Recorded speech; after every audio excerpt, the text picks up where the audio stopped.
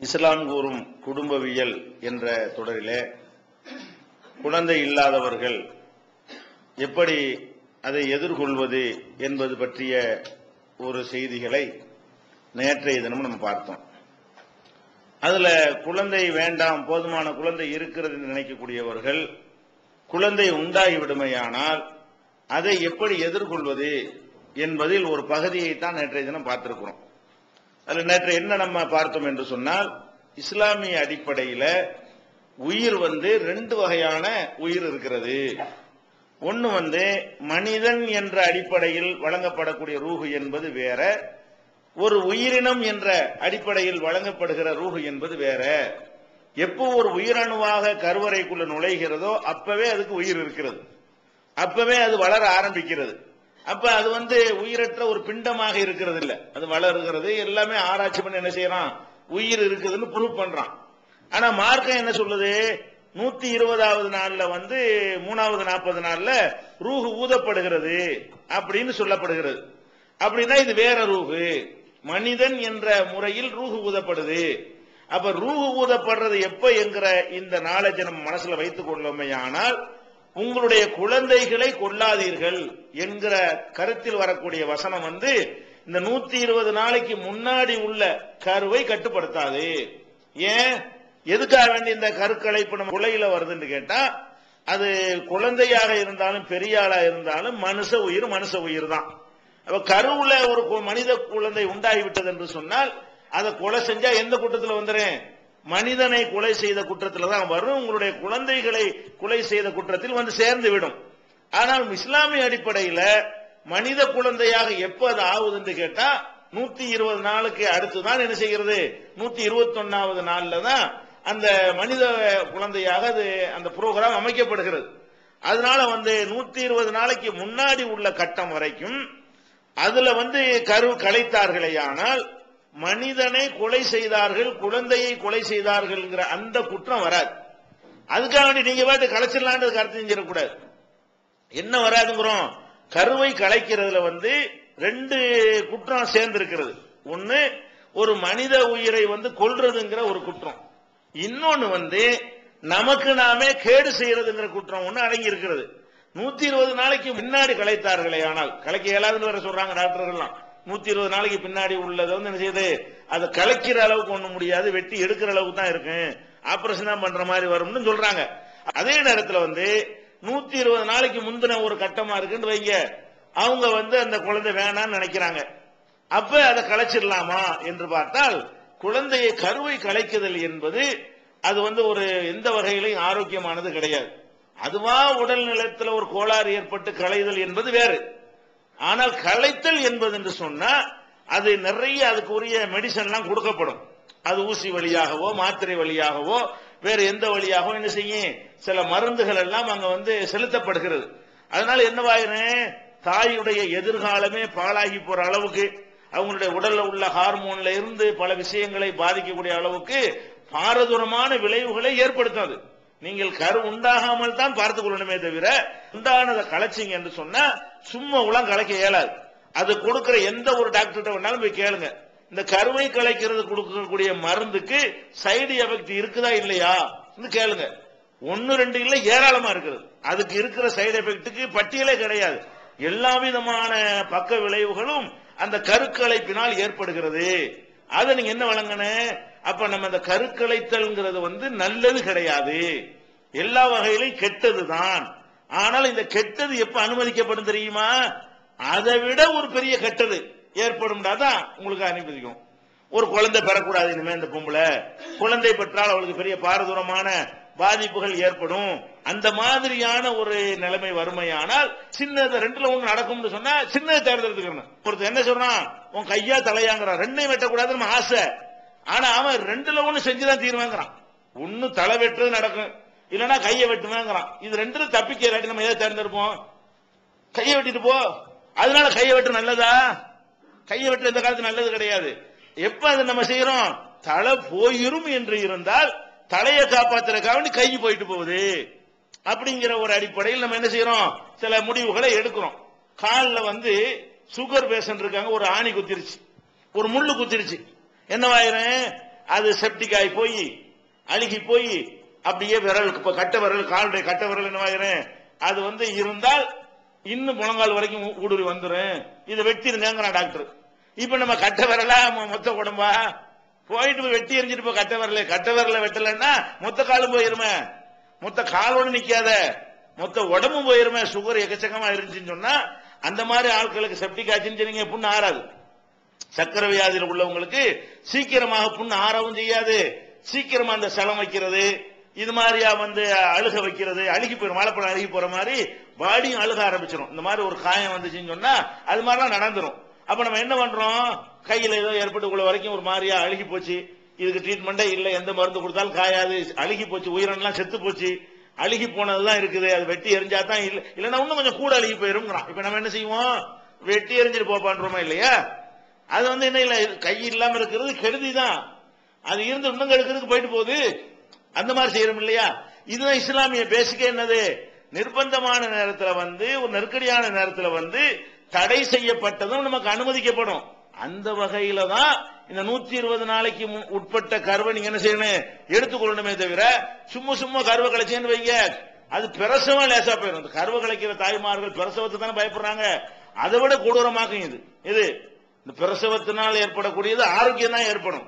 இன்னும் சொல்ல போனா பிரசவங்கிறதுலாம் ஒரு கஷ்டம். இந்த உலகத்துல அப்படி ஆக்கி விட்டாங்களே தவிர பிரசவத்துக்கெல்லாம் வந்து ஒரு பெரிய மேட்டரே கிடையாது. எல்லாம் இயற்கையா நினைஞ்சிருக்கான். அப்படிதான் ஆடு மாடு கலந்து குதிரெல்லாம் பிரசவம் பண்ணி பார்த்துக்கிட்டு தான் இருக்கிறது. அது எந்த டாக்டர்டையும் போறதில்ல, ஆபரேஷன் எல்லாம் பண்றது இல்ல. அது மாட்டுக்கு குழந்தைகளை குட்டிகளை பெற்றுக்கிட்டு தான் இருக்குது. ஆவா செய்யுது. எல்லாம் வந்து இயற்கையா என்ன செய்யறான், கோழி தினம் முட்டை போட்டுட்டு தான் இருக்குது. அதனால ஏதாவது பாதிக்கவா செய்யுது, அது முட்டை போட்டதா அது கோழி. அதனால வந்து இது பெருசாவெல்லாம் பெரிய பாதிப்பு ஏற்படாது. கொஞ்சம் சிரமமா கருதுறாங்க. குழந்தை விஷயத்தை என்ன செய்யறாங்க, சிரமமா கருதி கொண்டுதான் அப்படி வந்து வேணாங்கிறாங்க. அதனால நீங்கள் வந்து முதல்ல என்ன கவனிக்கணும், குழந்தை வேணான்னு நீங்க முடிவு எடுப்பதற்கு மார்க்கத்தில் அனுமதி இருக்கிறது. ஏன்னா ரசூல் ஸல்லல்லாஹு அலைஹி வஸல்லம் காலத்துல வந்து அந்த காலத்துல இருந்த ஒரு மெத்தடை பயன்படுத்தி குழந்தை உருவாகாமல் பார்த்து விட்டார்கள். குர்ஆன் அதை தடுக்கவில்லை. ரசூல் ஸல்லல்லாஹு அலைஹி வஸல்லம் சொன்னமா இல்லையா, நாங்கள் வந்து அஸ்லுங்கிற முறையில அந்த உயிரணுங்களை போகாம நாங்க வந்து தடுத்துக் கொள்வோம், அது வந்து குர்ஆன் எங்களை தடுக்கல அப்படின்னு அறிவிக்கக்கூடிய ஹதீஸ் எல்லாம் நேற்று சொல்லிவிட்டோம். அப்போ நீங்கள் வந்து குழந்தை உருவாகாமல் கொஞ்சம் கண்ட்ரோலாக சில கட்டுப்பாடாக நீங்கள் இருக்க விரும்பினீர்களே, ஆனால் அது மார்க்கத்தில் ஏன் 4 புள்ள பெறலன்னு எல்லாம் உங்களை கேட்கவே மாட்டான். எத்தனை புள்ள பெறணும் ஏதாவது கணக்கெல்லாம் ஒன்றும் கிடையாது. விரும்பினா பெற்றுட்டு போங்க, இல்லாட்டி விட்டுட்டு போங்க. அந்த மாதிரி ஒரு விஷயம் தானே தவிர உங்களுக்கு உரிமை இருக்கிறது. அதே நேரத்தில் வந்து இந்த உண்டான பிறகு கலைச்சிடலான்னு சாதாரண எடுத்துறாது. கலைக்கிறதுங்கிறது பயங்கரமான ஒரு விஷயம், நிறைய கேடுகளை ஏற்படுத்தக்கூடிய ஒரு விஷயம். உண்டா இருக்குன்னா கஷ்டப்பட்டு சமாளிச்சு நினைஞ்ச வேண்டியதான், பெற்ற வேண்டியதானே தவிர நீங்க எப்ப அதை செய்யலாம், இருந்தா பாதிப்பு ஏற்படும், நம்மளுக்கே பிரச்சனை ஆகி போயிரும், தாய்க்கு ஆபத்தாகி போயிரும் என்ற மாதிரியான ஒரு பஞ்சாயத்து வந்தால் அப்ப என்ன செய்யலாம், அதை நம்ம தவிர்த்து கொள்ளலாம். ஏன்னா நம்மளை காப்பாற்றணும்ல, நம்மளை காப்பாத்துறதுக்கான ஹராமானது கூட எல்லாம் சாப்பிட சொல்றோம்னா இல்லையா.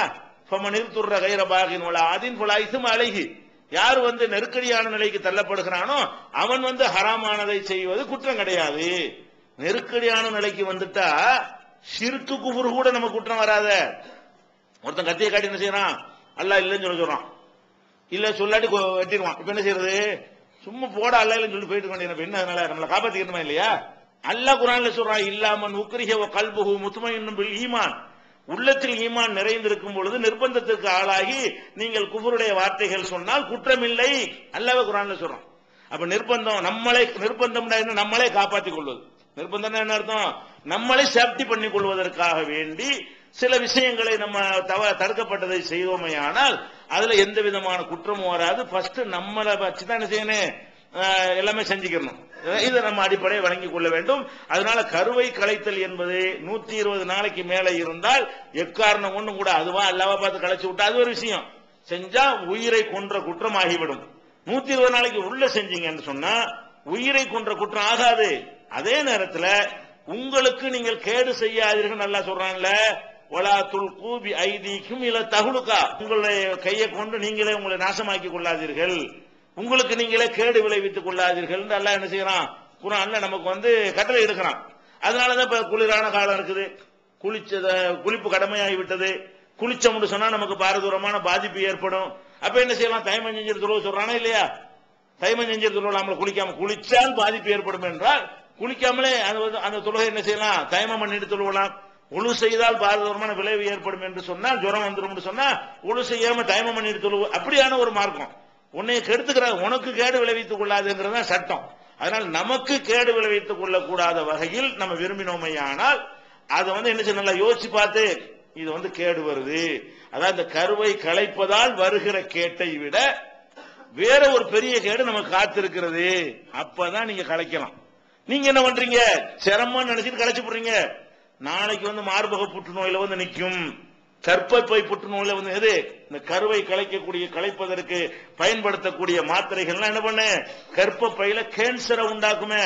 அதனோடு ஒப்பிட்டு பார்த்தீர்களே ஆனால் இது கலைக்கிறது அவசியமா? அப்படி வச்சு பார்க்கணும். என்ன 2 பிள்ளையோட 3 பிள்ளை இருந்தா சிரமப்படும், தொந்தரவு பண்ணு, தூங்க கூடாது, இதெல்லாம் காரணம். நம்ம கருவை கலைக்கிற என்ன காரணமா இருக்கு? பாரதூரமான காரணமாலாம் தெரியல. என்ன காரணமா இருக்கிறது? சொகுசா கொஞ்சம் இருக்கே, உள்ள கூட்டிட்டு வளர்ந்துகிட்டு இருக்கும்ல, அது மாதிரி டிஸ்டர்ப் பண்ணிட்டு இருக்கு, அழுவிக்கிட்டே இருக்கு, நம்ம அப்படிங்கிற அந்த சுதந்திரத்திற்காக வேண்டி செஞ்சீர்களே ஆனால் அதுக்கு கொடுக்கிறது பயங்கரமான விலையா இருக்கிறது. சுதந்திரத்துக்காக வேண்டி நிரந்தர மரணத்தை நோக்கியா போறது. அடுத்தடுத்து குழந்தைகள் உருவாகுமே, அதை பாதிக்கிற அளவுக்கு அதனுடைய அந்த எஃபெக்ட் உள்ள இருந்து கொண்டே இருக்கும். கருவை கலைச்சு விட்டு அதுக்குள்ள மெடிசன் எல்லாம் கொடுத்த பிறகு அதுக்கப்புறம் ஒரு குழந்தை நமக்கு வேணும்னு செய்யும் பொழுது அந்த குழந்தையுடைய எதிர்காலத்தை என்ன செய்யாது, அப்ப கொடுத்த மருந்து பாதிக்கும். அந்த மாதிரி சில செக்ஷன்களை அடிச்சிடும், தாக்கிடும். கர்ப்பப்பையில உள்ள செக்ஷன்லாம் என்ன சிலதை வீணாக்கிவிடும் என்கிற மாதிரி எல்லாம். இது ரொம்ப தனியா பேசுற அளவுக்கு இருக்கு. என்னென்ன கேடுகள் வரும்னா அது ஒரு 2 நாளைக்கு பேசலாம், அவ்வளவு கேடுகளை சொல்றாங்க. அதனால பாரதூரமான இந்த கருவை கலைக்கிற மேட்ரு மட்டும் சாதாரண விஷயமே இல்ல. அது எப்ப நீங்க செய்யலாம், அதை விட பெரிய கேடு வருமா, அதை விட ஒரு பெரிய கொடுமை வரும் சொன்னா என்ன செய்யணும், பெருசுல தப்பிப்பதற்காக வேண்டி சின்னது செய்யலாம். அது மார்க்கத்துல இஸ்லாமிய பேசிக்கல உள்ள ஒரு விஷயம். நம்மளை காத்துக் கொள்வதற்காக வேண்டி எல்லா ஹராமும் ஹலால் ஆயிரும். நம்மளை காப்பாற்றணும், நம்ம சேஃப்டி பண்ணிக்கணும்னு சொன்னா எல்லா விதமான கடமைகளும் கடமை இல்லாம போயிடும். ஒழு செய்யறது கடமைன்னா ஒழு செய்யற கடமை இல்லைன்னு ஆயிரும். குளிக்கிறது கடமைன்னா கடமை இல்லைன்னு ஆயிரும். எப்ப ஆயிரும், குளிச்சா எனக்கு நான் போயிருவேண்டா, எனக்கு காய்ச்சல் வந்துடும் சொன்னா, எனக்கு ஜலதோஷம் பிடிச்சிடும், பெரிய விளைவு வந்துடும் சொன்னா குளிக்காம வந்துட்டு போயிட வேண்டியதான், சுடு தண்ணி வச்சு குளிச்சிக்கிற வேண்டியதான், அப்புறமேல வெயில் வந்து குளிச்சிக்கிற வேண்டியதான், காலையில குளிக்க கூடாது அப்படின்னு சொல்லி இருந்தால் அது மாதிரிலாம் செஞ்சுக்கிறோமா இல்லையா? அந்த கடமை இப்ப கடமை இல்லாம போகுதுல, கடமை இல்லாம போகும், ஹராம் இல்லாம போகும். நம்முடைய சேஃப்டின்னு வரும்பொழுது, நம்முடைய பாதுகாப்பு என்று வரக்கூடிய நேரத்தில் அந்த அடிப்படையில் தான் நீங்க கருக்கலைப்பை பத்தி என்ன சொன்ன சாதாரணமா செஞ்சுட்டு போயிடக்கூடாது. அடுத்ததாக குடும்ப பிரச்சனைக்கு வந்த குழந்தை பிரச்சனை முடிஞ்சிருச்சா, இதை வச்சுலாம் அந்த குழந்தை காரணமா வச்சு, குழந்தை இருந்தாலும் இல்லட்டாலும் கருவானும் இதெல்லாம் காரணம் வச்சுலாம் குடும்பத்தில் என்ன வரக்கூடாது, பிரச்சனைகளை உண்டாக்கி டைவர்ஸ் அளவுக்குலாம் போயிடக்கூடாது. இது சரியான முறையில் குழந்தை விஷயத்தை புரிந்து கொள்ள வேண்டும்.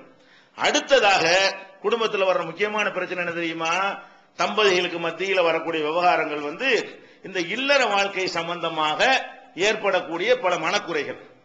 ஆணுக்கும் சில இடத்துல என்ன இருக்கு மனக்குறைகள் இருக்கும், பெண்ணுக்கும் சில இடங்கள்ல இருக்கு மனக்குறைகள் இருக்கும். என்ன மனக்குறை, மனக்குறைகளை பலவிதமா எடுக்கலாம். சில நேரத்தில் அந்த இல்லற வாழ்க்கை அதிகமா இருக்கிறதே சிலருக்கு பிடிக்காது, அதனால மனக்குறையா இருக்கும். ஒரு ஆண் அதிகமாக இல்லறத்தை விரும்பக்கூடிய நிலையில இருந்து பெண்ணு அந்த அளவுக்கு விரும்பக்கூடிய நிலையில இல்லைன்னு வைங்க. உடல் ரீதியா பல வகையில் மனிதன் படைக்கப்பட்டிருக்கிறான். சிலருடைய உடல் ரீதியான உள்ளதுக்கு என்ன இருக்கு, அவர்கள் அதிகமாக அந்த இல்லறத்தில் நாட்டம் உள்ளவர்களாக இருப்பார்கள், ஆணிலையும் பெண்ணிலையும். அது அவங்க கெட்டவங்க எல்லாம் சொல்ல இயலாது. அதிகமா நாடுறாங்கன்னு சொன்னா அது மாதிரி அந்த சுரப்பிகள் சுரக்கிறது. அந்த மாதிரி அவங்களுக்கு என்ன செய்யறது, அந்த மாதிரி ஆசையை உண்டாகக்கூடிய சுரப்பிகள் கூடுதலாக சுரக்கிறது. சிலர் நாட்டம் கம்மியா இருக்கிறாங்கன்னு சொன்னா அந்த கூடுதலான அந்த சுரப்பிகள் கம்மியா சுரக்கிறது. அதுக்கு தகுந்தவாறு உடலுடைய வாட்ட சாட்டமா இருக்கிற வச்சுலாம் தீர்மானிக்க இயலாது. இது அந்த உடல்ல உள்ள அந்த ஹார்மோன் சுரப்புகளை வைத்து என்ன செய்யும் தீர்மானிக்கப்படும். மனிதர்கள் ஆணா இருந்தாலும் பெண்ணா இருந்தாலும் இது அதிகமா விரும்பக்கூடியவர்கள் ஒரு கொஞ்சம் பேர் இருப்பாங்க, குறைவா விரும்பக்கூடியவர்கள் இருப்பாங்க, நடுத்தரமா விரும்பக்கூடியவர்கள் இருப்பாங்க, இது வேணான்னு வெறுக்கக்கூடியவங்களும் இருப்பாங்க. ரொம்ப ரொம்ப ரொம்ப மைக்ரோவில் என்ன செய்வாங்க, இது வேணான்னு வெறுக்கக்கூடியவர்களும் இருப்பார்கள். இது என்ன வழங்கிக் கொள்ளணும், இப்படி பலதரப்பட்டவர்களா இருக்கக்கூடிய நேரத்தில் இது ஒரு பிரச்சனையாகும். பிரச்சனை எப்படி ஆகும், இவளுக்கு இதே வேலை தாண்டி இவனுக்கு தெரியும், அவளும் என்ன செய்வா, இவருக்கு இதே வேலை, இப்ப பார்த்தாலும் இதே வேலையா இருக்காருன்னு சொல்லி பொம்பளை சைட்ல இருந்து வரும். எதனால வரேன், ஒரு சைடுல உள்ளது அதிகமான எதிர்பார்ப்பு இருந்து இன்னொரு சைடுல குறைவான எதிர்பார்ப்பு இருந்தார்களே ஆனால் அதிகமா இருக்கிறதும் பிரச்சனையாகும். சில இடத்துல என்ன செய்யும், இது அதிகமா கம்மியா இருக்கிறது பிரச்சனையாகும். இது சரியில்லை, போதுமானதா இல்ல, இவர் சரியா ஒத்துழைக்க மாட்டேங்கிறா, இவர் சரியா ஒத்துழைக்க மாட்டேங்கிறாருன்னு சொல்லி, அதாவது ஆணோ பெண்ணோ அவங்களுடைய தாம்பத்தியம் குறைவா இருப்பதும், அந்த எதிர்த்தரப்புல அதிகத்தை எதிர்பார்க்கிறாங்கன்னு வைங்க. எதிர்த்தரப்பு அதிகத்தை எதிர்பார்க்கும் பொழுது அந்த அளவுக்கு இவற்றை இல்லைன்னு சொன்னா, இந்த குறைவா இருக்குது பாருங்க, அது பஞ்சாயத்து ஆகும். அப்ப குறைவா எதிர்பார்க்கக்கூடிய நேரத்தில் எதிர்த்தரப்பு அதிகமாக இருந்தால் அதுவும் என்னவாகும், அதனாலே பிரச்சனை வரும். அது பெரிய எரிச்சலாகவும் பெரிய தொந்தரவாகவும் அது இருக்கும். அப்ப இதுலயும் நிறைய குடும்பங்கள் என்னவாக, ஒரு வாழ்க்கை விரக்தி மாதிரி, ஒரு வெறுப்படைஞ்சு போய், அது மாதிரி அது கூட இருந்தாலும் அப்படித்தான், குறைய இருந்தாலும் அப்படித்தான், இந்த மாதிரி எல்லாம் வரும். இப்படி வரும்னு சொன்னா, இப்படி வரக்கூடியதுல சில விஷயங்கள் சரி பண்ணக்கூடியது இருக்கிறது, சில விஷயங்கள் சரி பண்ண முடியாதும் இருக்கிறது. இந்த ரெண்டு பேருக்கு மத்தியில் கூட்டு பேசி என்ன மேட்ரு அப்படின்னு விசாரிச்சோம்னு சொன்னா, சில பெரும்பாலான விஷயங்களை நம்ம சரி பண்ணிடலாம். மெடிசன் மாத்திரை ஒண்ணுமே இல்லாம சாதாரண ஒரு கவுன்சிலிங்ல என்ன பண்ணிடலாம், அதை கரெக்ட் பண்ணக்கூடிய விஷயங்களும் இருக்கிறது, அப்படி இல்லாத விஷயங்களும் இருக்கிறது. அப்ப அதுல என்ன நம்ம புரிந்து கொள்ள வேண்டும் என்று சொன்னால், பொதுவாக இந்த கணவன் மனைவி தனியாக இருப்பதற்கு போதுமான ஒரு அமைப்பு இந்த வீட்டில் இருக்காது. சில வீடுகள் இருக்கும், வீட்டில் இருக்கிற நம்பர் ஜாஸ்தியா இருக்கும், 10 பேர் இருப்பாங்க. 10 பேர் இருக்கும் பொழுது அது 2 பேருக்கு ஆளுக்கு ஒரு ரூம் எடுத்துக்கிறதுக்கு வசதிகள் இருக்காது. எப்ப பார்த்தாலும் ஆளுக்கு நடமாட்டம் போய்கிட்டுமா இருப்பாங்க. சில ஊர்களில் சில கிராமங்களுக்கெல்லாம் போனீங்கன்னு சொன்னா ரூமுங்கிற அமைப்பே இருக்காது. வீடுகள்ல என்ன இருக்காது, ரூமுங்கிற அமைப்பே இருக்காது. சும்மா ஸ்கிரீன் மாதிரி போட்டுக்கொண்டுதான் அதுதான் ரூம் வைத்திருப்பார்கள். அது மாதிரிலாம் இருக்கக்கூடிய நேரத்தில் இயல்பாகவே என்ன செய்யாது, ஆசையை உண்டாக்காது. ஒரு டென்ஷனா இருக்கு, அதுல ஒரு நாட்டு அந்த மாதிரிலாம் சில குடும்ப அமைப்புகள் என்ன இருக்கு, அது மாதிரியான பிரச்சனைகள்லாம் வரும். இது மாதிரி வரக்கூடிய நேரத்தில் என்ன இருக்கணும், பெரியவர்கள் பார்த்து என்ன செய்யணும், கல்யாணம் பண்ணி வச்சுட்டோமா, அவங்க தனியாக இருப்பதற்கு உரிய ஏற்பாடுகளை பெரியவங்க என்ன செய்யணும், செஞ்சு கொடுக்கணும். வயசானவர்களுக்கு அது மாதிரி நாட்டம் இல்லாட்டா கூட இளைஞர்களா இருக்கக்கூடியவர்கள் என்ன செய்யணும், அவங்க தனிமையில் சந்தோஷமா இருப்பதற்கு ஏற்றதாக நம்ம வீடு அமைப்பு இருக்கிறதா, அதற்கான வாய்ப்புகளை உண்டாக்கி இருக்கிறோமா, அது இருந்தாலே முக்காவாசி பிரச்சனை சால்வ் ஆயிரும். நிறைய வீடுகள்ல இந்த இல்லறத்துல போதுமான பிரச்சனையா சரியான முறையில் சந்தோஷம் இல்லை என்று சொல்றார்கள் என்று சொன்னா, அதுக்கெல்லாம் காரணம் என்னவா இருக்கு, இவனுக்கும் அந்த சந்தோஷமா இருக்கு, ஆசை இருக்கு, அவளுக்கும் ஆசை இருக்கு, சூழ்நிலை கூடாது. 2 பேருக்கு ஆசையிலேயே இந்த ஒரு உடல்லையோ மனசுலயோ ப்ராப்ளம் இருக்காது. ஆனா என்ன நடக்கும், அந்த வீட்டுடைய அமைப்புல அவங்க சந்தோஷமா இருப்பதற்கு நிறைய இடைஞ்சல்கள் வீட்டில் உள்ள மெம்பர்களாலும் பொருளாதார வசதியினாலும் வீட்டில் உள்ள சூழ்நிலைகளாலுமே உருவாக்கப்படும். மெம்பர்கள் என்ன செய்வாங்க, மாமியா மாமனார் அதெல்லாம் பெரிய தப்பு மாதிரி நினைப்பாங்க. ஒரு ரூம்ல எப்போ ரூம்ல உட்காந்துருக்கான்னு கேட்பாங்க. அதெல்லாம் கூட பாதிக்குதா இல்லையா? இதுக்கு பயந்துட்டு என்ன செய்வான், மனைவியோட உட்கார்ந்து பயப்படுவாங்க. ஒரு புருஷங்காரன் பொண்டாட்டியோட உட்கார்ந்து இருப்பதற்கு, பொண்டாட்டி புருஷனோட உட்கார்ந்து பயப்படுவாங்க. அப்ப பெரியவர்களா இருக்கிறோம், நல்லா யோசித்துக் கொள்ள வேண்டும். மகனும் மருமகளும் சந்தோஷமா இருக்க வேண்டும் என்று சொன்னால் அதுக்கு உரிய சூழ்நிலைகள் நமது வீட்டில் இருக்கிறதாண்டு பெரியவர்கள் கவனிக்கணும். இந்த பிரச்சனைகள் பஞ்சாயத்துக்கு போறதுன்னு தீராது. பஞ்சாயத்துல வச்சு தீர்ந்துமா, என்ன செய்ய முடியும், வீடா கட்டி தர முடியும் உங்களுக்கு? அது யார் செய்யணும், பெற்றோர்கள் தான் என்ன செய்யணும். நம்ம பையனுக்கு கல்யாணம் பண்ணி கொடுத்துட்டோம், அவங்க சந்தோஷமா இருப்பதற்கு நம்ம என்ன செஞ்சிருக்கிறோம், அதற்குரிய ஏற்பாடுகளை நம்ம பண்ணி இருக்கிறோமா, அதுல என்ன குறை இருக்கு. இப்ப கூட நீங்க என்ன செய்யணும், உங்களுடைய மகன்களுக்கு நீங்கள் திருமணம் செய்தவர்களா இருப்பீர்களே, ஆனால் நீங்க யோசிச்சு பார்க்கணும், நம்ம வீட்டில் அந்த மாதிரி ஒரு அமைப்புகள் இருக்கிறதா, அவங்க விரும்பின நேரத்தில் விரும்பின மாதிரி இருப்பதற்கு ஏற்ற வகையில் தனி பிரைவசியா இருக்கணும், எல்லாமே செப்பரேட்டாவே இருக்கணும். அந்த மாதிரியான ஒரு ஏற்பாட்டை நம்ம செஞ்சு கொடுத்தோம்னு வைங்க, பெரும்பாலான பிரச்சனைகள் சால்வ் ஆயிரும். இந்த குடும்ப வாழ்க்கையில உள்ள அந்த பிரச்சனைகள் சால்வ் ஆயிரும். அடுத்து என்னன்னு கேட்டா, உடல் ரீதியாக சிலது இருக்குது. பெரும்பாலான ஆண்களுக்கு நான் சொல்றேன், பெரும்பாலான ஆண்கள் அந்த காலத்தில் இருந்ததை விட நிறைய அந்த இல்லற இதுல நிறைய அவங்க பின்தங்கி இருக்கிறார்கள். கடந்த காலத்தில் இருந்த மாதிரி என்ன செய்யல, இந்த காலத்தில் உள்ள ஆண்கள் இருக்கல. அதுக்கு முக்கியமான சில காரணங்கள் நீங்க புரிஞ்சு கொள்ளணும். அது இன்னைக்கு நமக்கு நாமே ரொம்ப விலை கொடுத்து வாங்குறதுங்கிறோம்ல, அது மாதிரி எல்லாம் இப்ப நம்ம செய்து கொண்டிருக்கிறோம். என்ன அது முக்கியமா, இந்த இல்லற வாழ்க்கையில ஈடுபடுவதற்காக வேண்டி முக்கியமாக மனிதனுக்கு பாருங்க, நீங்க எடுத்து பாத்தீங்கன்னு சொன்னா, ஆண்களுக்கு இந்த உருவாக்கக்கூடிய அந்த பாத்திரம் எல்லாம் இணைஞ்சிருக்கான்னு கேட்டா வெளியில வச்சிருக்கான், உடம்புக்குள்ள வைக்காம என்ன செய்யறான், அல்லாஹ் வெளியே வச்சிருக்கான். வெளியே எதுக்கு வச்சிருக்கிறான், அல்லாஹ் எதையெல்லாம் வெளியே வச்சிருக்கிறானோ அது பூரா வெளியே இருந்து செயல்பட. கை வெளியே இருக்குது, ஏன் வெளியே இருக்குது, வெளியே தான் இருந்தா சரியா வர்றது. உள்ளுக்கு கை இருந்தா எப்படி வேலை செய்ய முடியும், குடல் உள்ளதான் இருக்குது, ஏன் அது வெளியே இருக்கிற தேவையில்லை. குடல் உள்ளக இருக்குது, இதயம் உள்ளக இருக்குது, நுரையீரல் உள்ளக இருக்கிறது, பித்தப்பை உள்ளக இருக்கிறது, அது மாதிரி கிட்னி உள்ளக இருக்கிறது, கர்ப்பப்பை உள்ளக இருக்கிறது. அதெல்லாம் வெளியே இருந்த வேலை இல்லது. அதுக்கு என்ன வேலை இல்ல? வெளியில எந்த ஒரு வேலையும் கிடையாது. அப்போ அல்லாஹ்வுடைய படைப்பு நீங்க எடுத்து பாத்தீங்கன்னா வெளியே இருந்து வேலை செய்யக்கூடியதெல்லாம் வெளியே எல்லாம் வச்சிருக்கிறான், உள்ள இருந்து வேலை செய்யக்கூடியதை எல்லாம் உள்ள வச்சிருக்கிறான். ஆனா இந்த விதைப்பை என்று சொல்லக்கூடிய அந்த பார்க்க மட்டும் அல்லாஹ் என்ன செய்யறான்னு கேட்டா அது யோசிச்சு பார்த்தா வெளியே இருக்க தேவையே இல்லை. அது வெளியே அது என்ன செய்யுது? அதுக்கு வெளியே என்ன வேலை இருக்குன்னு கேட்டேன். ஒரு வேலையுமே கிடையாது.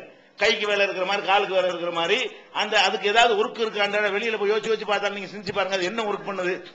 ஒரு ஒர்க்குமே பண்ணல. ஆனாலும் அல்லாஹ் என்ன செய்யறான்னா அதை வெளியே வச்சிருக்கான். எதுக்காக வெளியே வச்சிருக்கான்னு கேட்டா அது ஹீட் ஆனால் அது உடம்புடைய ஹீட்டை விட ஒரு 4 டிகிரி அது கம்மியா தான் இருக்கணும்.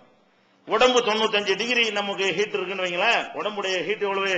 95 டிகிரி இருக்குன்னு சொன்னா அந்த விதைப்பை சொல்லக்கூடிய அந்த பார்ட் ஒரு 4 டிகிரி கம்மியா 91 டிகிரி தான் இருக்கணும். அப்படி இருந்தா தான் உடம்புல என்ன செய்யும்? அந்த உயிரணு உற்பத்தி ஆகுறது, அந்த ஆசைகள் சுரக்கிறது எல்லாமே நடக்கும் சொல்லி இப்ப விஞ்ஞானிகள் கண்டுபிடிச்சு அது ஏன் ஒரு கீழே வச்சிருக்கிறான் அல்லான்னு சொன்னா, வெளியே எடுத்து வச்சுட்டான்னு சொன்னா அது உள்ள இருந்தா 95 டிகிரியா இருக்கும். 95 டிகிரி வெப்பத்தில் இருக்குமே ஆனால் அது பெரிய பாரதூரமான விளைவை ஏற்படுத்தும், ஆண்மை இல்லாம போயிடும். அந்த மாதிரி ஏற்படுத்தி விடும். அது என்ன செய்யணும்டா பாடியை விட கொஞ்சம் கீழே இருந்தா தான் காற்று படக்கூடிய வகையிலையும் சுருங்கி விரியக்கூடிய வகையிலையும் அதை பாத்தீங்கன்னா அந்த ஹீட் ஆகாமல் இருக்கக்கூடிய எல்லா ஏற்பாடுகளையும் எல்லாம் என்ன செய்யறான்? பண்ணி வச்சிருக்கிறான். ஆனால் இப்ப என்ன பண்றாங்க நவீன காலத்துல? ஆண்கள் போடக்கூடிய இந்த ஜீன்ஸ் பேண்ட், டைட்டான ஜட்டி இதெல்லாம் போடுறாங்க பாருங்க. இதுக்கு அல்ல பேசாம உள்ள வச்சுட்டு இருக்கலாம். அதான் நீங்க செஞ்சிட்டு இருக்கிறீங்க. இப்ப அல்லாஹ் என்ன செய்யறான்னா அது ஒட்டிக்கிட்டு இருந்தா நல்லா விளங்கிருங்க. அதை தீர்மானிக்க கூடியது, எல்லாத்தையுமே தீர்மானிக்க கூடியதுங்கிற வகையில தான் அந்த அல்லாஹ் வெளியே வேணும்னு கொண்டாந்து வைக்கிறான். மத்த எல்லாத்தையும் உள்ள வச்சிருக்கான்ல, அனைத்தையும் உள்ள வச்சுட்டான். வெளியே இருக்கிறது பூரா வெளியே ஒர்க் பண்ணும், வெளியே வேலை செய்யும். வெளியே வேலை செய்யறதுக்காக வேண்டி வெளியே கொண்டாந்து வச்சா பரவாயில்லை. அப்ப வெளியே வேலை செய்யறதுக்கு இது இந்த வேலையை அது பண்ணாம இருக்கும்போது அதை கொண்டது எதுக்கு அல்ல வெளியே வைக்கிறான்னு கேட்டா அந்த இல்லறத்துல ஈடுபடும் போது அது ப்ராசஸர் பண்ணி அதுல இருந்து வரக்கூடிய மூணு இடத்துல இருந்து ப்ராசஸர் ஆகி தான் விந்து உற்பத்தி ஆகுறது. அந்த 3 இடத்துல 2 இடம் உள்ள இருக்கிறது. ஒரு இடம் ஒரு பாட்டு என்னது இங்க இருந்து உற்பத்தி ஆகி போய் 3 மிக்ஸ் ஆகும் ஒரு இடத்துல.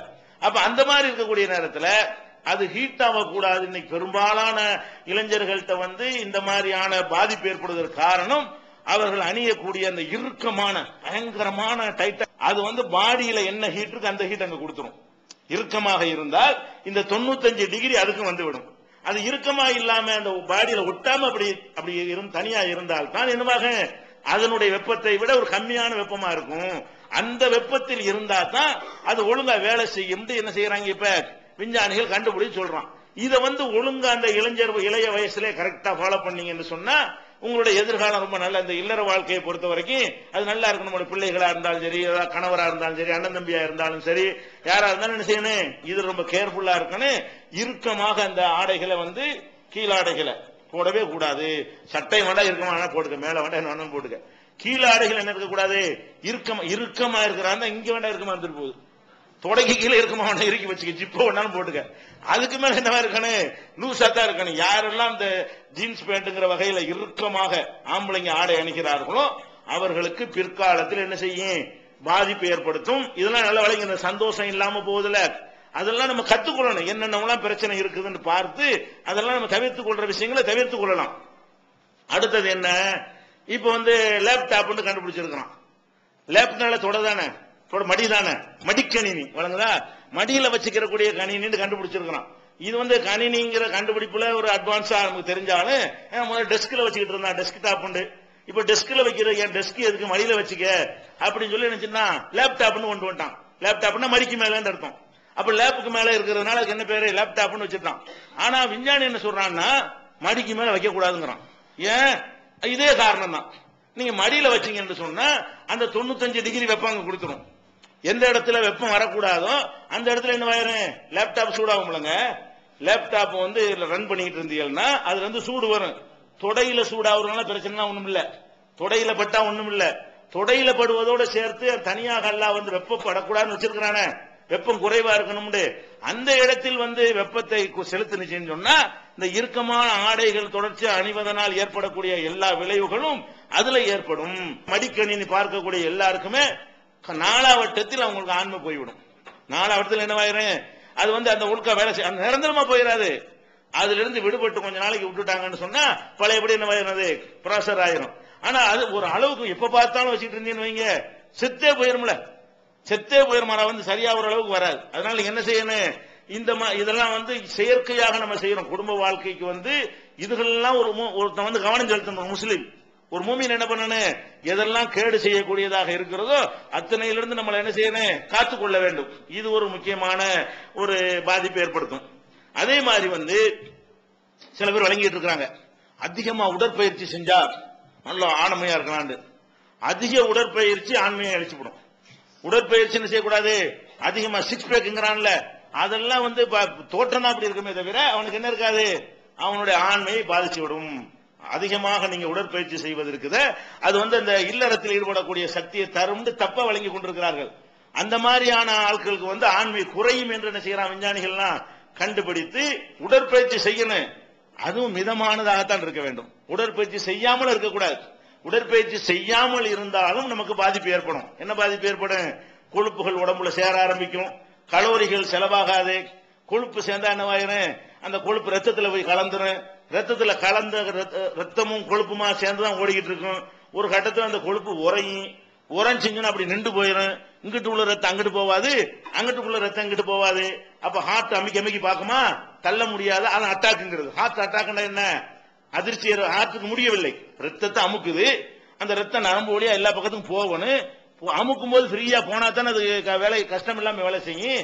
அது போட்டு அமுக்குமா, ரத்தத்தை பம்ப் பண்ணுமா, இதயம் போகும்போது இடையில தடுப்பு இருக்குமா, போகாதா. அப்ப இதயத்துக்கு அதுக்கு மேல சக்தி கிடையாது. வழங்குதா, இந்த காத்தடிக்கிற பம்பா இருந்தா போய் அமைக்கி விட்டுறலாம்.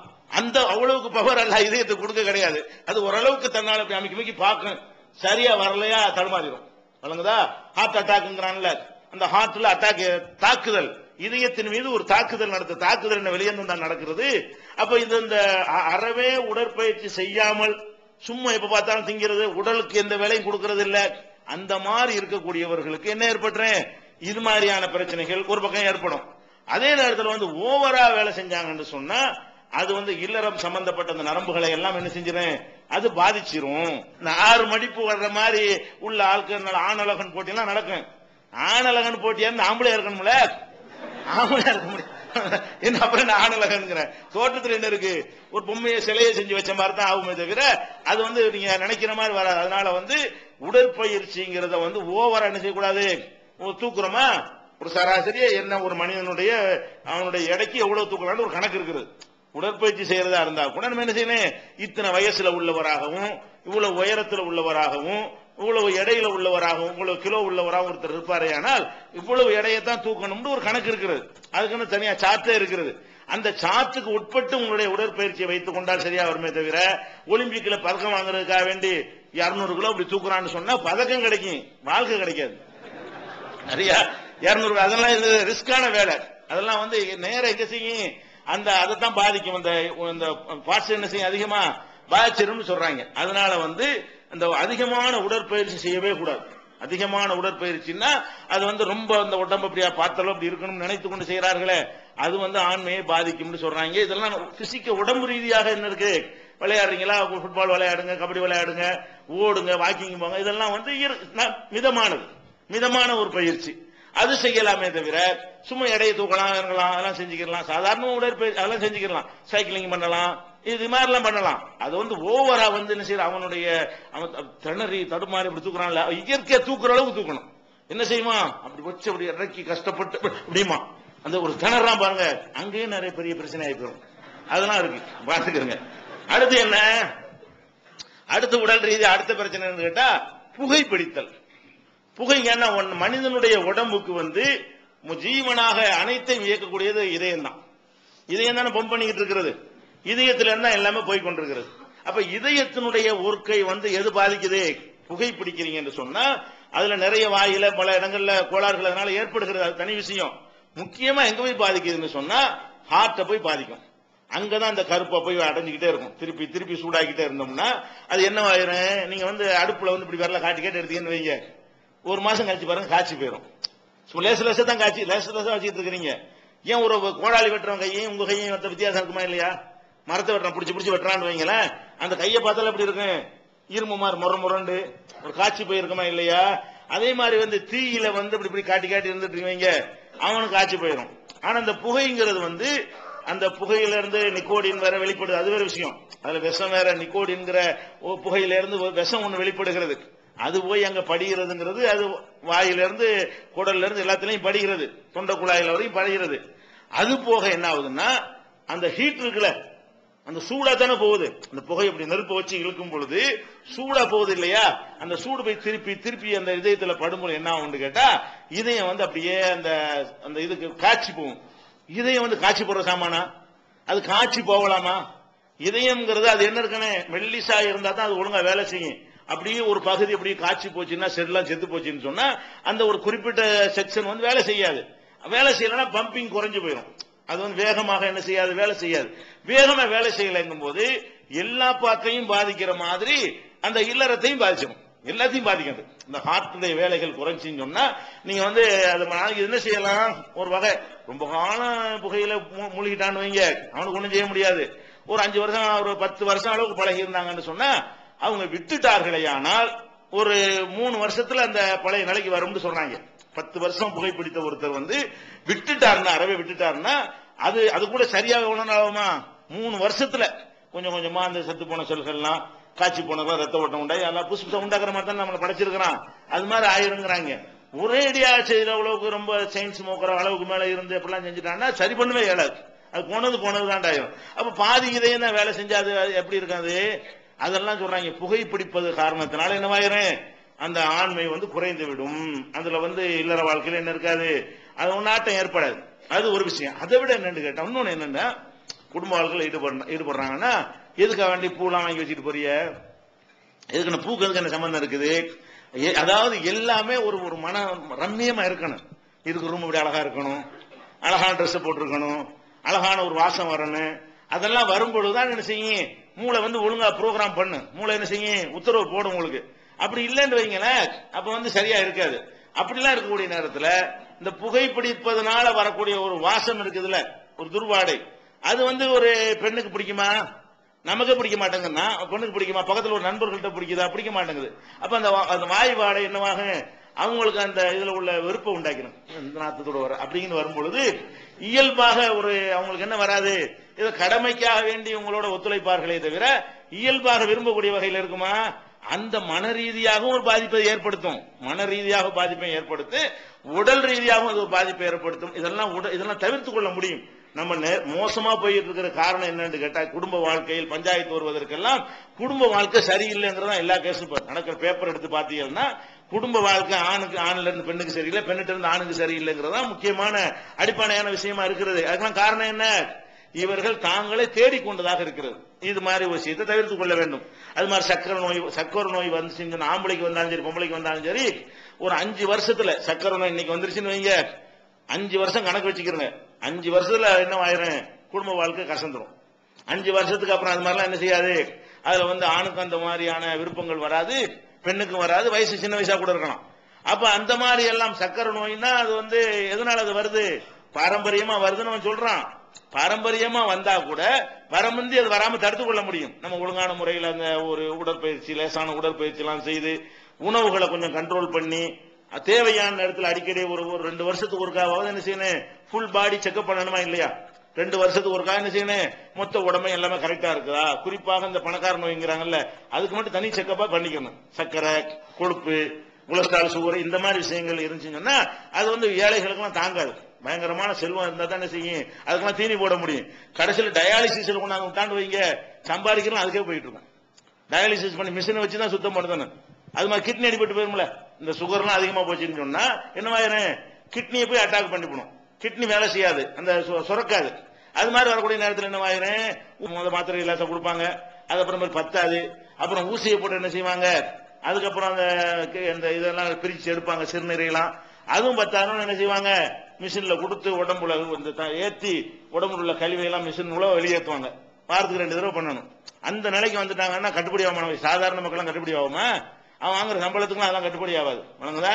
அந்த மாதிரி எல்லாம் பணக்கார மனிதன் அதுதான் சொல்றாங்க. அதனால என்ன செய்யணும், இந்த சர்க்கரை எல்லாம் வராம இப்ப பார்த்தாலும் சீட்ல உட்காந்துட்டு வேலை செய்யறதுக்கு அதனால நிறைய பாதிப்புங்கிறாங்க. முக்கியமான பாதிப்பு எதனால வருது? முக்காவாசி பேர் என்ன பண்றாங்கன்னு கேட்டா அந்த சீட்ல உட்கார்ந்து வேலை பார்க்கறாங்க. சீட்ல உட்கார்ந்து வேலை பாருங்க. ஆஹா, நம்ம ஒரு சீட்ல உட்கார்ந்து டேபிள் கீழே உட்கார்ந்து வேலை பார்க்கறோமே, உடம்புக்கு பாடிக்கு எந்த ஒரு வேலையும் இல்லை, இப்படி உட்கார்ந்து தானே இருக்கிறோம். அப்ப உடம்புக்கு எல்லா விதமான வேலையும் கொடுத்தா தானே ரத்த ஓட்டம் நல்லா இருக்கு, எல்லா பக்கமும் ரத்தம் பாஞ்சா தானே உடம்பு ஒரு ஆரோக்கியமா இருக்கு, அந்த கலோரிகள் கொழுப்புகள்லாம் எரிக்கப்படும். உடம்புல சாப்பிடறதுல கொழுப்பு இருக்கா இல்லையா? எல்லாத்துலயும் கொழுப்பு இருக்கிறது. அந்த கொழுப்பு எரிக்கப்படணும். எரிக்கப்படலன்னு வைங்க தேங்கிரும். உங்களுக்கு தேவையான அளவுக்கு தான் எடுத்துக்கொள்ளணும் உடம்பு. அதுக்கு மேல உள்ளலாம் என்னவாயிரும், ரத்தத்தோட கலந்து பல பிரச்சனைகளை உண்டாக்கிறோம். இப்ப நம்ம என்ன பண்ணணும், யாரெல்லாம் இந்த சீட்டு கடியில உட்கார்ந்துட்டு மட்டும் வேலை செய்கிறார்களோ அவர்கள் என்ன பண்ணணும்னு கேட்டா 1 மணி நேரமாவது தினசரி சீட்ல உட்கார்ந்து வேலை செய்யறவங்களுக்கு ஒரு 8 மணி நேரம் வேலை தானே இருக்கு, அதுக்கு மேல வேலை இருக்காது தானே. 1 மணி நேரமாவது என்ன செய்யணும், ஒரு நடை, பெரிய அளவுல கூட என்ன செய்யணும், தினசரி இந்த வாக்கிங் பண்ணிட்டாங்கன்னு வைங்க, அது ஓரளவுக்கு என்னவாயிரும், அவங்களுக்கு அன்னைக்கு உள்ள அந்த கொழுப்புகளை அது கரைச்சிடும். 1 மணி நேரம் வாக்கிங் போனா போதும். அல்லது ஒரேடியா வாரத்தில் ஞாயிற்றுக்கிழமை லீவ் வருதா, அந்த லீவ் அன்னைக்கு என்ன பண்றா பாருங்க, லீவ் உண்டு விடுறாங்க. ஒரு ஆபீஸ்ல உட்கார்ந்து இருக்கிறாங்க, அந்த லீவ் அன்னைக்காவது ஃபுட்பால் விளையாட போவோம், அது மாதிரி ஓட்டப்பந்தயத்துக்கு போவோம், போக மாட்டேங்கிறான். அந்த ஒரு நாளையும் என்ன பண்றான்னு கேட்டா பீச்சில் போய் உட்கார்ந்துட்டே இருக்கிறான். பீச்சில் உட்கார ஏசியில் உட்காந்து ஒரு நாள் உட்காந்துட்டு இருந்த பீச்சில் போய் உட்கார்ற, யாரு உட்காரலாம், அந்த காத்தே கிடைக்காத உட்காரலாம். உனக்கு எதுக்கு பீச்சில் போய் உட்கார்ற, நீ இந்த சீட்டு கீழே உட்கார்ந்துட்டு இருக்கிற, டேபிள் கீழே உட்கார்ந்துட்டு இருக்கிற ஒரு ஆளுக்கு ரத்த ஓட்டம் சரியாக இருக்காது.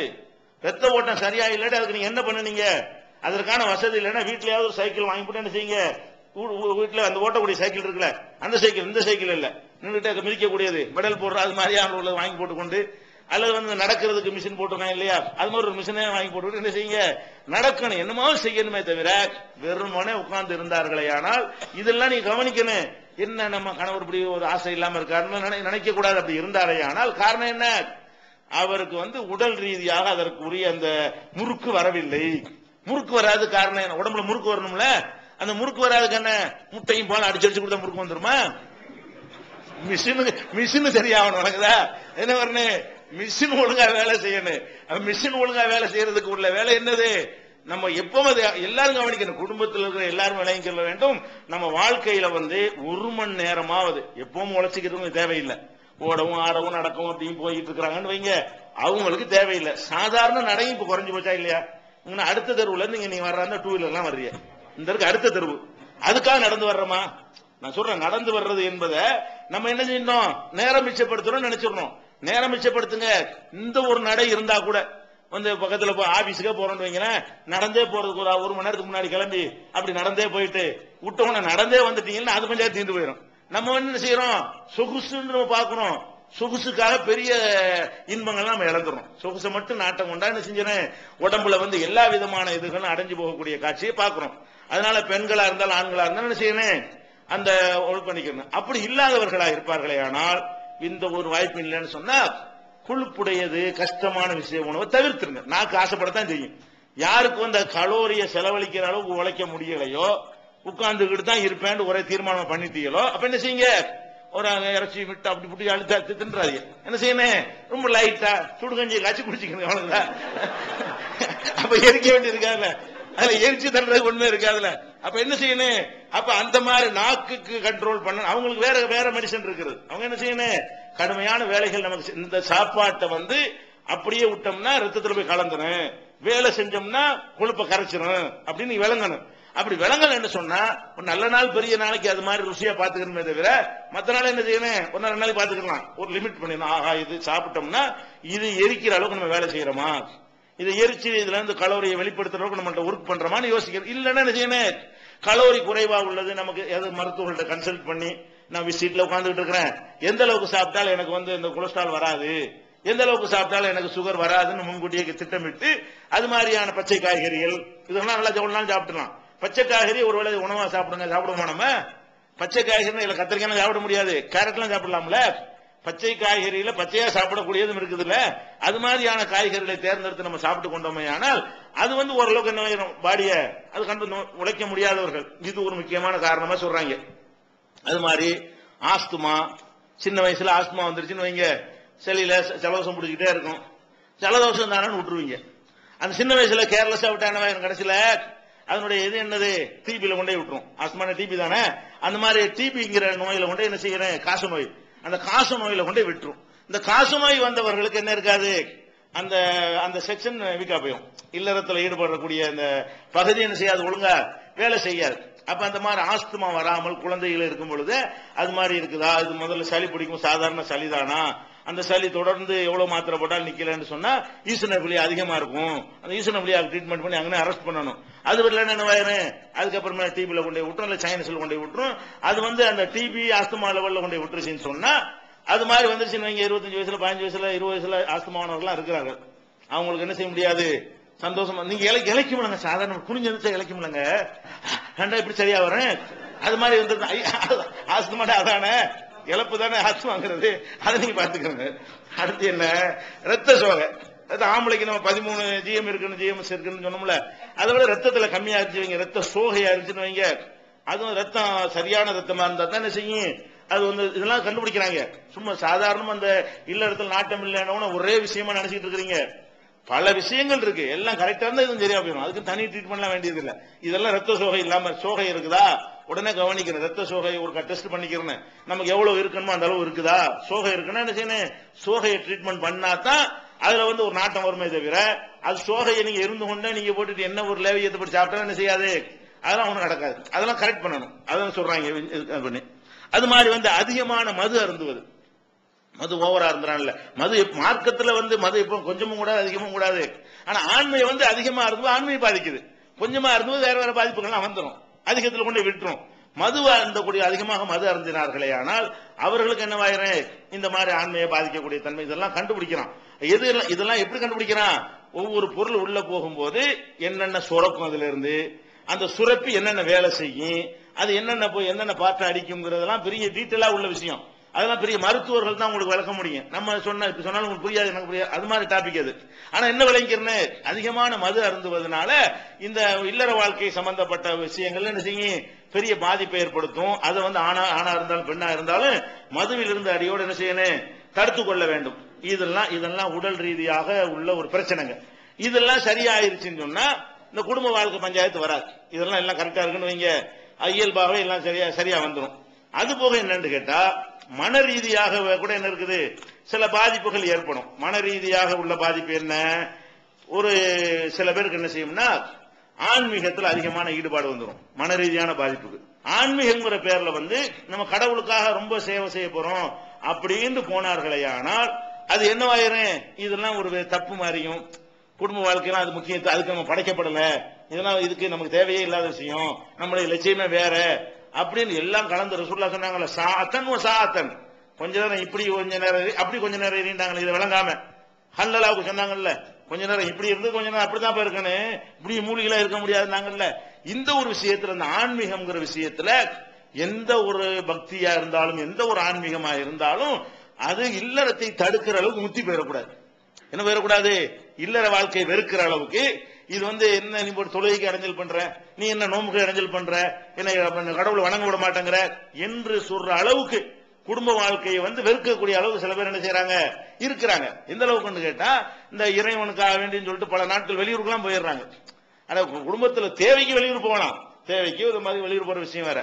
சும்மா ஒரு 7 சில்லா 10 சில்லான்னு தப்பிக்கலாம் போறாங்கல்ல, அவங்க என்ன இதுக்காக சொல்றாங்க, ஒரு விமர்சனத்துக்காக சொல்லல, அது பாதிக்குமா பாதிக்காதான். அது அப்படி என்ன உங்களுக்கு ஆன்மீகம், உங்களுக்குன்னு ஒரு உணர்வு இறைவன் படைச்சிருக்கிறான், உங்க மனைவிக்குன்னு ஒரு உணர்வு இறைவன் படைச்சிருக்கிறான், அதுக்குரிய விஷயங்களை தூக்கி எரிஞ்சிட்டு போறதுங்கிறது என்ன, அந்த மாதிரி எல்லாம் நாள் கணக்குல வருஷம் கணக்குல போனாங்கன்னு சொன்னா அவங்களுக்கு என்ன வராது, இயல்பாகவே ஈடுபாடு வராது.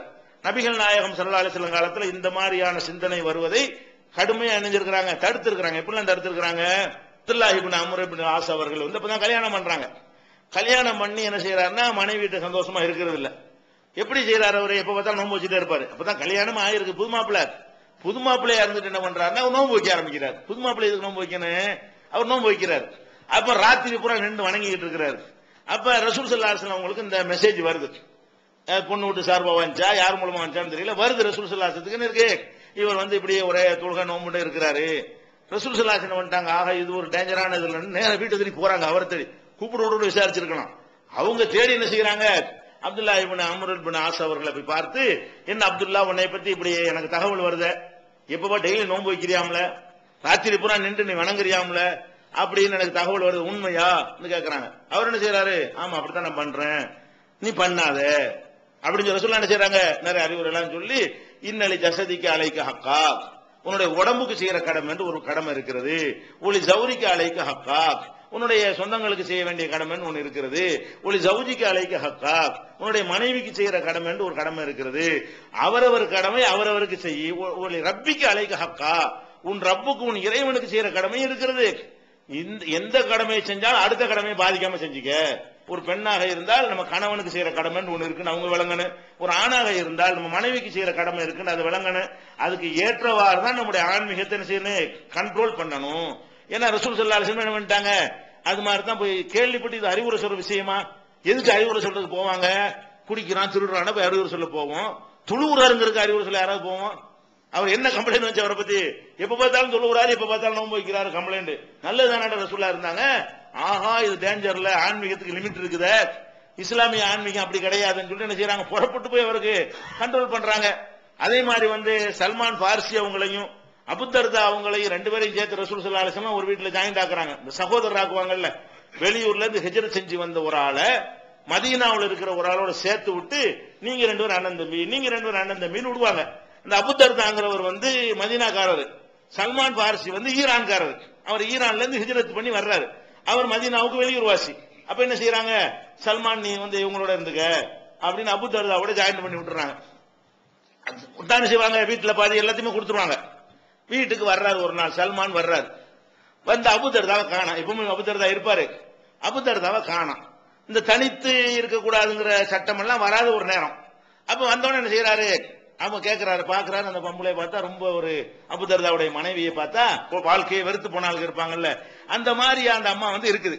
பொம்பளைனா ஒரு மாதிரியா ஒரு அழகா இருப்பாங்கல்ல, ட்ரெஸ் எல்லாம் பண்ணுவாங்கல்ல, அப்படி பண்ணாம அடுப்படியில் இருக்கும்போது போடக்கூடிய ட்ரெஸ் இருக்கும்ல, அது மாதிரியான வேலை வெட்டிக்கு பயன்படுத்துற ட்ரெஸ் போட்டுட்டு அந்த அம்மா நிக்குது. அப்ப அபூதர்தா சல்மான் கேட்கிறாரு, ஏமா அந்த மாதிரி இருக்கிற, கொஞ்சம் நல்லா இருக்க வேண்டியதானே, புருஷன் ஊர்லான்னு இருக்காரு, நல்ல ஒரு நீட்டா இருக்க வேண்டியதானே கேட்கிறாரு. அந்த அம்மா என்ன செய்யறாங்க, நீங்க வேற, அவருக்கு உலகத்துல எந்த தேவையும் இல்ல. இந்த அம்மா என்ன சொல்லுது, என் கணவர் அபூதர்தா இருக்காரு, அவருக்கு உலகத்துல எந்த தேவையும் இல்ல. என்னமா சொல்ற, அவர் ராத்திரி பூரா நின்று வணங்கிடுவார் வந்தாருன்னு சொன்னா, அதாவது பொண்டாட்டி அவருக்கு வேணான்ற அப்படி சொல்றாங்க. உலகத்துல எந்த தேவையும் இல்ல, நான் போய் அலங்காரம் பண்ணி யாருக்கு அலங்காரம் பண்றது, என்னை பார்க்க போறாரா, அவர் ரசிக்க போறாரா, என்னை என் மேல சந்தோஷமா இருக்க போறாரா, அவர் தான் வந்தா தொழுவ ஆரம்பிச்சிருவாரு, எப்ப பார்த்தாலும் தொழுவாரு, பகல் பூரா நோன்பு வச்சுட்டு இருப்பாரு. அப்ப இவர் என்ன பண்ண போறாரு, நான் எதுக்காக வேண்டிய அலங்காரம் பண்ணணும். அப்ப உங்களுக்கு ஒரு சகோதரரா சேர்த்து விட்டாங்களே என் கணவர், அவர் என் மீது எந்த ஒரு நாட்டமும் அவருக்கு இல்ல, உலகத்தில் நாட்டம் இல்ல, அவர் எப்ப பார்த்தாலும் என்ன செய்யறாரு, தொழுகிறாரு. இவருக்கு சரியான கோபம் போச்சு, இப்படியா இருக்கிறாரு, சரியில்லையே, வரட்டும் பாத்துக்குருவோம் அப்படின்னு வெயிட் பண்ணிட்டு இருக்கிறாரு. வந்தவன சாப்பிட வைக்க சொல்றாங்க, அவர் வந்துட்டாரு. இவர் என்ன செய்யறாரு, நீ சாப்பிடு நான் நோன்பு, யாரு அவரு வீட்டுக்காரர் சாப்பாட வச்ச உடனே அவர் என்ன செய்யறாரு, நீ சாப்பிடுங்க நான் நோன்பா இருக்கேங்கிறாரு வீட்டுக்காரர். இவர் என்ன சொல்றாரு, உட்காரு சாப்பிடு, இல்ல நோன்பு பெசாம உட்காந்து சாப்பிடு, வலுக்கட்டாயமா நோன்புங்கிற ஆளையும் முடிச்சு என்ன செய்யறாரு, அவரை சாப்பிட வைக்கிறாரு. சாப்பிடுறாரா, நொந்து போய் சாப்பிடறாரு. இந்த மாதிரி ஆளை சேர்த்து விட்டாங்க நமக்கு, ஒரு நல்ல ஆளை சேர்த்து விடாம நம்ம இபாதத்தை கெடுக்கக்கூடிய ஒரு ஆளை ஜாயின் பண்ணி விட்டாங்களேன்னு ரொம்ப நொந்து போய் என்ன செய்யறாரு இருக்கிறாரு. அப்ப ராத்திரி ஆச்சா, ராத்திரி என்ன செய்யறாருன்னு படுத்துட்டாங்களா, படுத்த உடனே இவர் பர்பஸா முடிச்சிட்டு இருக்காரு, வேணும்னு. சல்மான் படுத்தணும் தூங்கலையே, இந்த ஆள் நைட் என்ன பண்றான்னு பாக்கணும் அப்படின்னு முடிச்சிட்டு இருக்காரு. இவர் படுத்தவன எந்திரிச்சு தக்பீர் கட்ட ஆரம்பிக்கிறார், புடிச்சு சட்டை பிடிச்சி உட்கார் பேசாம படு, பேசாம தொழுவனு, அவரு தொழுவனுங்கிறாரு, பேசாம படுங்கிறாரு. இவர் ஒண்ணு சொல்லாம படுத்துறாரு. படுத்தா இவர் என்ன செய்யறாரு, நடிக்கிறாரு, தூங்கி இருப்பாரு, இவரும் தூங்க மாட்டேங்கிறாரு. அபூதர் அப்படியே கொஞ்ச நேரம் பார்த்துட்டு இந்நேரம் தூங்கி இருப்பாருன்னு எந்திரிக்கிறாரா, இவர் தான் இவரை கண்காணிக்க முடிச்சுட்டு இருக்கிறாரு. மறுபடியும் எந்த சொன்ன பேசாம படுன்னு சட்டையை பிடிச்சி படுக்க வைக்கிறாரு. தூங்க விடல, அவரை தொழுவ விடல, தொழுவுக்கு தான் எந்திரிக்கிறாரு, பேசாம படுங்கிறாரு. இப்படியே பல தடவை நடந்து சுபுக்கு கொஞ்ச நேரம் இருக்கும் பொழுது எழுப்பி விட்டு, வா தொழுவோம், ரெண்டு பேரும் தொழுவோம், எந்திரிப்ப அப்படின்னு தொழுவுறாங்க. தொழுது முடிச்சுட்டு சொன்னாரு, இந்தாப்பா நீங்க சொல்றியே சரியில்லை, உன் பொண்டாட்டின்னு ஒருத்தவங்க இருக்காங்கல்ல, அவங்களுக்கு சந்தோஷப்படுத்தணுமா இல்லையா, உன் பிள்ளைகளை சந்தோஷப்படுத்தணுமா இல்லையா, உடம்புன்னு ஒண்ணு இருக்கு, டெய்லி நோம்பு வச்சா என்னத்துக்கு ஆகுறது, டெய்லி நோம்பு வச்சு பசியா இருந்தா உடம்புல அந்த மாதிரியான ஒரு இதெல்லாம் வராத அப்படின்லாம் இவர் அறிவுரை சொன்ன விட்டோம். இவர் போய் ரசூலுல்லாஹ் போய் சொல்றாரு, ஒரு ஆளை சேர்த்து விட்டீங்க, அந்த ஆளையும் நோம்பையும் எடுத்து விட்டாரு, என் தொழுகையும் கெடுத்து விட்டாரு, இப்படி அறிவுரை வேற சொல்றாரு அப்படின்ற உடனே அப்ப ரசூலுல்லாஹ் ஒரு வார்த்தை சொல்றாங்க, சதக்க சல்மான். சல்மான் கரெக்டா தான் சொன்னாரு. சல்மான் பாசி உனக்கு சொன்னார்ல அறிவுரை, அவர் செஞ்சது உன் முறிச்சார்ல, அது கரெக்ட். உன்னை தொழு விடாம ஆக்குனார்ல, அது கரெக்ட். ஏன் நீ பொண்டாட்டிய மறந்துட்டு என்னப்பா உனக்கு தொழுவ? மனைவியோட சந்தோஷமா இல்லாம என்ன போட்டு தொழுவ?